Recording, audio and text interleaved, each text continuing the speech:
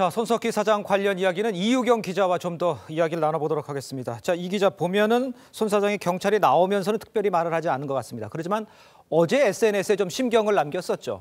네, 정확하게 말하면 손 사장이 자신이 진행하는 뉴스룸 앵커 브리핑에서 배우 정유미 씨와 나영석 PD의 찌라시를 다룬 그 체포건에 대해서 다루고 그 같은 내용을 SNS에 다시 한번 올리면서 같은 내용이 다뤄진 겁니다.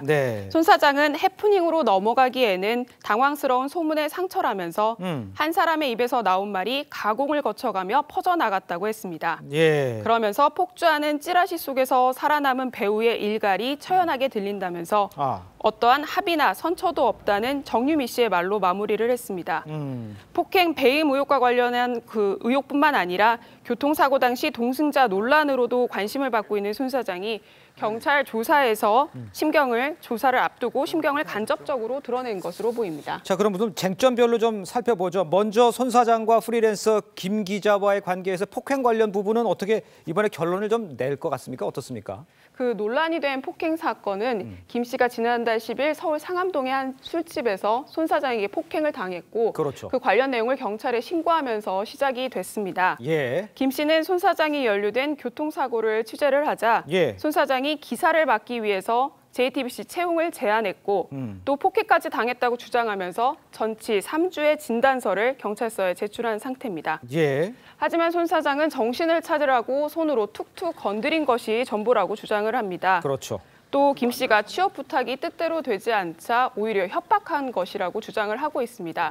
이렇게 두 사람의 입장이 크게 다른 만큼 앞으로 조사 과정에서 대질 신문을 할 가능성도 나오고 있습니다. 그 부분은 그렇고 이제 공방이 오가면서 문제는 이제 채용 청탁과 배임 이쪽으로 좀 의혹이 연결되는 상황이잖아요. 네, 손 사장이 김 씨에게 이력서를 달라거나 또 그 김 씨의 회사와 용역 형태로 2년 계약을 할 테니까 월 수입 1,000만 원을 보장하겠다는 내용의 문자 메시지 등이 공개가 되면서 논란이 되고 있습니다. 이 때문에 장기정 자유청년연합 대표가 이 부분을 배임으로 고발을 하면서 수사 대상이 되고 있습니다. 경찰이 지난 13일에 이 장 대표를 불러서 미리 고발인 조사를 마친 만큼 오늘 조사에서도 이 부분을 집중적으로 다루고 있는 것으로 보입니다.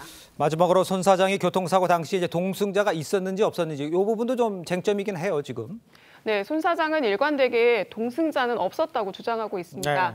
하지만 김 씨는 그 손 사장이 먼저는 조수석에 노모가 타고 있었다고 주장을 했다가 말을 바꿨다는 입장입니다. 이런 가운데 그 피해 견인차 기사가 접촉 사고 전에 그 손 사장의 조수석에서 누군가 내리는 것을 봤다라는 내용이 공개가 되면서 또 논란이 되고 있습니다. 자, 그런데 손 사장이 이제 언제 조사를 받는지 이것도 이제 관심이었지 않습니까? 그런데 오늘 출석 같은 걸 보면 예상이 됐었던 거예요? 사실은 어떻습니까? 당초 손 사장은 내일 경찰에 출석할 것으로 좀 알려졌었습니다. 하지만 이 일정이 공개가 되면서 바뀔 수 있다라는 관측도 나왔었는데요. 경찰 관계자 측에서는 손 사장 측과 일정을 조율해서 오전 8시로 정했다라고 얘기를 했습니다. 하지만 이보다 20분 앞선 오전 7시 40분에 조사실로 향했습니다. 언론의 스포트라이트를 피하기 위해서 좀 세간의 관심이 적은 시간대와 날짜를 선택한 것으로 풀이됩니다. 그렇군요. 이유경 기자 잘 들었습니다.